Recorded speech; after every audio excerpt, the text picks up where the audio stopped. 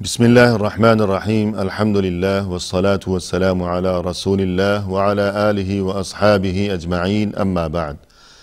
ناظرین کرام، السلام علیکم ورحمۃ اللہ وبرکاتہ۔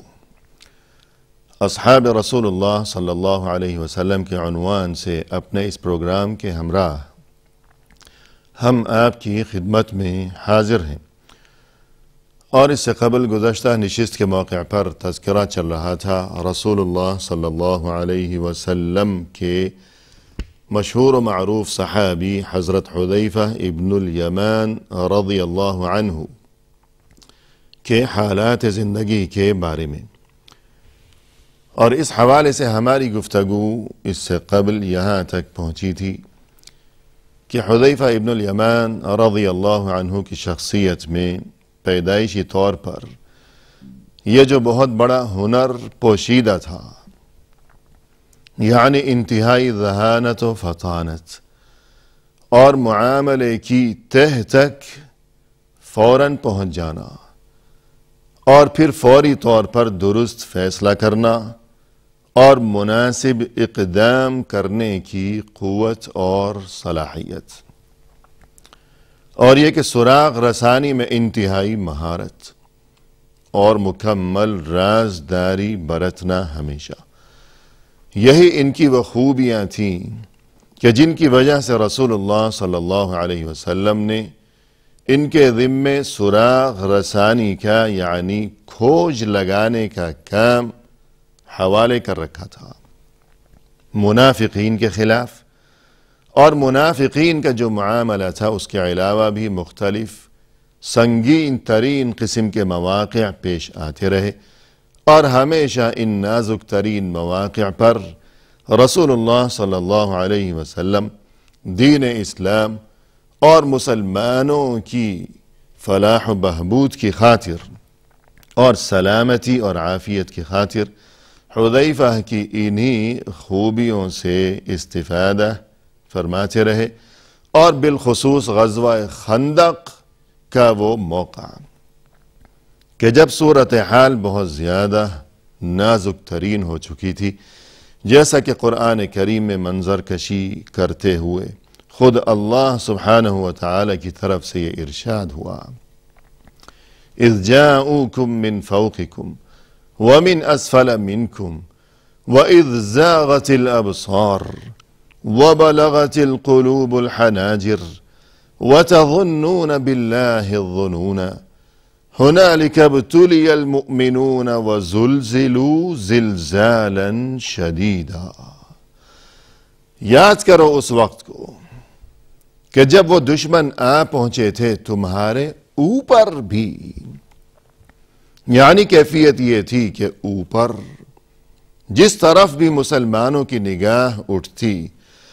کوئی ٹیلا ہے، کوئی بلندی ہے، کوئی پہاڑی ہے، یعنی وہاں پہاڑ تو بہت زیادہ تھے اس علاقے میں ظاہر ہے، تو جس پہاڑ کی جانب، جس چوٹی کی جانب، جس بلندی کی جانب نگاہ اٹھتی تو وہاں دشمن ہی نظر آتے، دشمن کے مسلح دستے، دشمن کی فوج، دشمنوں کا لشکر اوپر بھی۔ اور اگر کوئی وادی ہے، کوئی نشیبی علاقہ ہے، کوئی ندی نالہ ہے، وہاں اگر نگاہ ڈالو نیچے کی جانب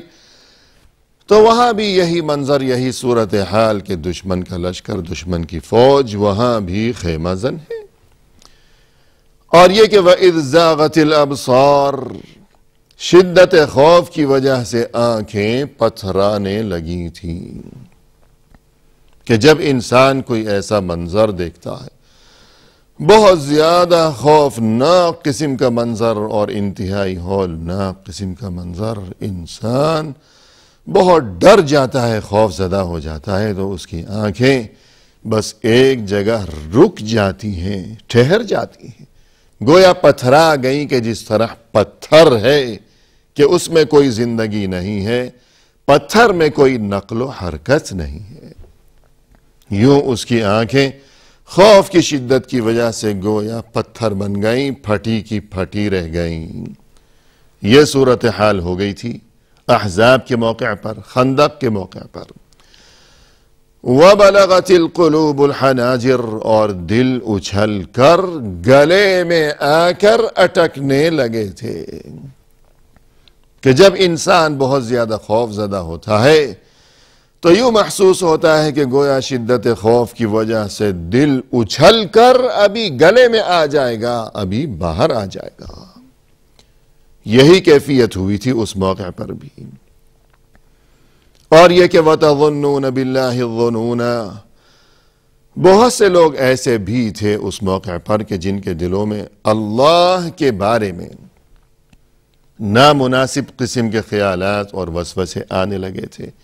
کہ اللہ کی طرف سے مدد اور نصرت کا وعدہ تھا اپنے مؤمن بندوں کے ساتھ، تو اب یہ کیا ہوا، وہ وعدہ کہاں گیا؟ اس قسم کے خیالات اور وسوسے بھی آنے لگے تھے کہ آخر انسان ہے، بشر ہے، سب کے دلوں میں نہیں، البتہ بہت سے لوگوں کے دلوں میں۔ هُنَالِكَ ابْتُلِيَ الْمُؤْمِنُونَ وَزُلْزِلُوا زِلْزَالًا شَدِيدًا، اس وقت اہل ایمان کو بہت بڑی آزمائش سے دوچار ہونا پڑا، اور گویا وہ تو ہل کر رہ گئے تھے یوں کہ جس طرح بڑا زلزلہ آ گیا ہو۔ وَزُلْزِلُوا زِلْزَالًا شَدِيدًا، بہت بڑا زلزلہ آ گیا ہو، یہ کیفیت ہو گئی تھی کہ لرز گئے۔ تو اس نازک ترین صورتحال میں حذیفہ ابن الیمان رضی اللہ عنہ جس طرح منظر کشی کرتے ہیں، یہ فرماتے ہیں کہ وہاں اس موقع پر، خندق کے موقع پر، انتہائی شدید سردی کا وہ موسم چل رہا تھا،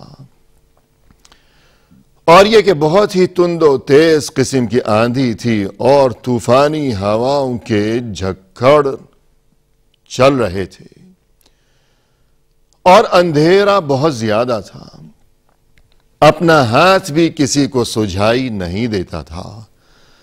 اور طوفانی ہوائیں یوں چل رہی تھیں اور ان ہواؤں کی وجہ سے یوں آوازیں نکل رہی تھیں، اس قدر خوفناک اور ڈراؤنی آوازیں کہ گویا بجلی کڑک رہی ہو۔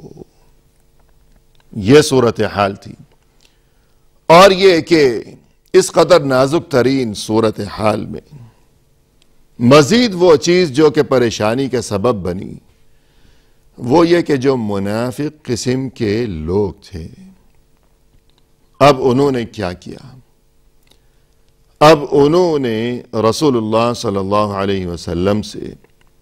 اجازت طلب کرنے کا سلسلہ شروع کیا۔ بڑی تعداد میں وہ لوگ آتے گئے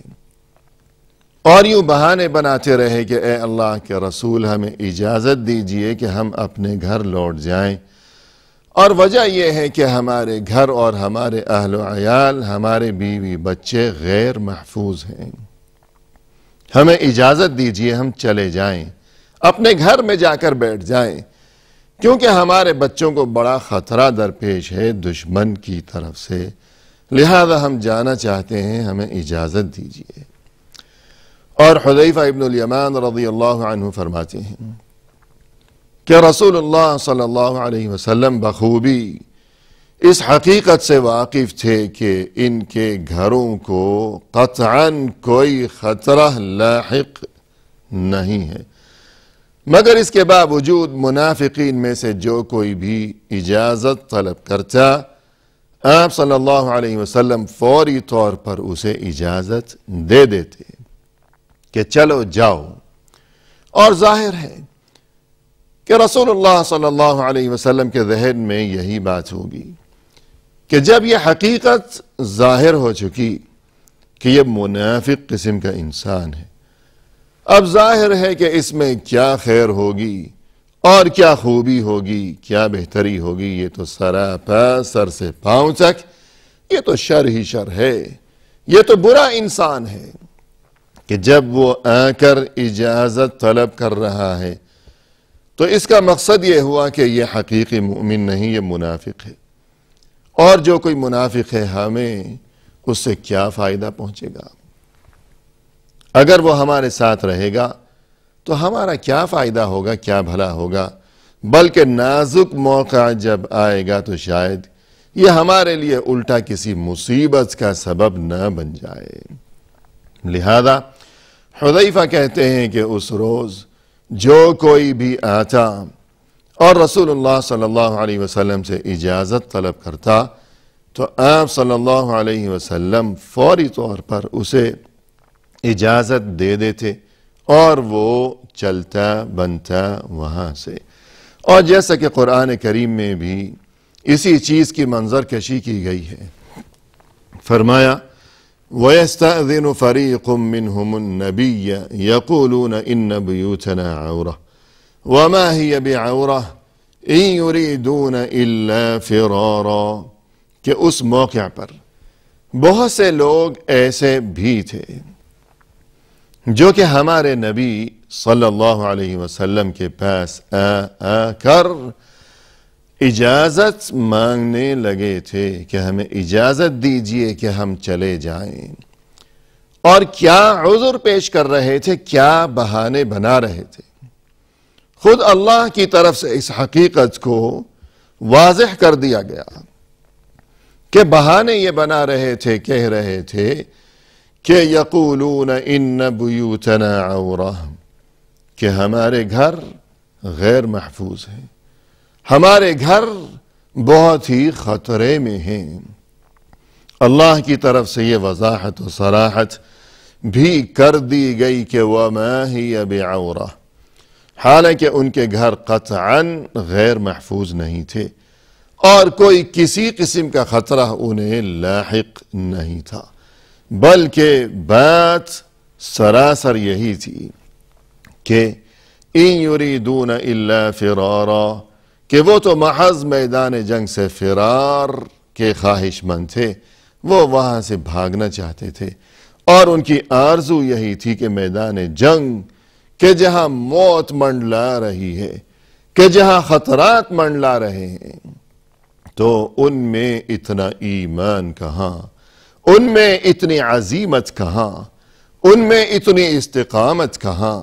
اور ان میں ایسا جذبہ کہاں کہ وہ موت سے آنکھیں ملا سکیں اور اتنے بڑے خطرات کا وہ سامنا کر سکیں۔ لہذا انہوں نے یہی چاہا کہ بھاگ لیں، بھاگیں یہاں سے، اپنی جان بچائیں اور گھر میں جا کر بیٹھ جائیں اپنے بیوی بچوں کے درمیان۔ بات ساری یہی تھی، خود قرآن میں حقیقت حال اللہ سبحانہ وتعالی کی طرف سے بیان کر دی گئی۔ تو حذیفہ ابن الیمان رضی اللہ عنہ بھی فرماتے ہیں کہ یہ لوگ بڑی تعداد میں کھسکنے لگے اور یوں ہماری تعداد مزید کم ہونے لگی، تو بظاہر تو یہ پریشانی کا بڑا سبب تھی یہ بات کہ تعداد تو پہلے ہی کم تھی، اب اور کم ہوتی چلی جا رہی ہے۔ حالانکہ حذیفہ فرماتے ہیں کہ ہم جانتے تھے کہ ان کے گھروں کو یہودیوں کی طرف سے قطعاً کوئی خطرہ ہی نہیں ہے، کیونکہ یہی تو وہ لوگ ہیں جنہوں نے یہودیوں کے ساتھ خفیہ گٹھ جوڑ کر رکھا ہے، تو ان کے گھروں کو کیا خطرہ؟ اصل خطرہ تو ہمیں لاحق تھا ان یہودیوں کی طرف سے کہ جب مشرکین مکہ حملہ کریں گے اور جنگ کا آغاز ہوگا تو ایسے میں صورتحال کی نزاکت سے اور موقع سے فائدہ اٹھاتے ہوئے یہ یہود مدینہ جو کہ مدینہ شہر کے اندر ہیں، خندق کے اس پار نہیں بلکہ اس پار ہیں، مدینہ کے اندر ہیں، جب جنگ کا سلسلہ عروج کو پہنچے گا تو موقع سے فائدہ اٹھاتے ہوئے یہ لوگ ہمارے گھروں کو لوٹیں گے، ہمارے بیوی بچوں کو قتل کر ڈالیں گے، ان کا خون کر ڈالیں گے۔ یہ فکر اور یہ اندیشہ اور یہ خوف تو ہمیں لاحق تھا، نہ کہ ان منافقین کو، مگر اس کے باوجود ہم یہاں ڈٹے ہوئے تھے ثابت قدمی کے ساتھ، جبکہ یہ منافقین کھسک رہے تھے اسی بہانے کی وجہ سے کہ ہمارے بیوی بچے اور ہمارے گھر غیر محفوظ ہیں، حالانکہ ان کے گھر محفوظ تھے اور ہمارے گھر غیر محفوظ تھے۔ اور اس کے بعد فرماتے ہیں حذیفہ ابن الیمان رضی اللہ عنہ کہ جب بہت زیادہ اندھیرا چھایا ہوا تھا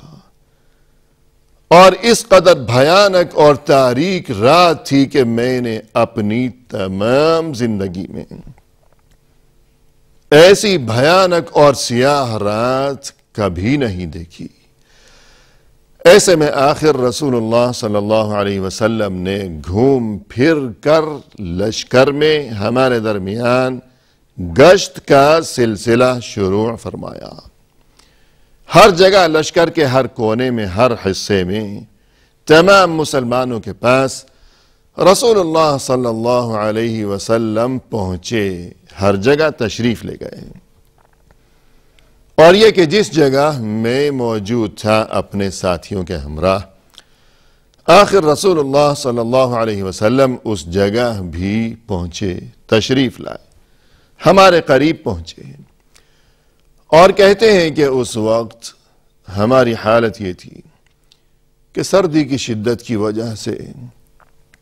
ہم پر لرزہ طاری تھا اور بہت زیادہ نازک صورتحال سے ہم دوچار تھے، بہت سردی نے ستا رکھا تھا۔ اور کہتے ہیں کہ اس وقت سردی سے حفاظت کا میرے پاس کوئی انتظام نہیں تھا، صرف ایک چھوٹی سی چادر تھی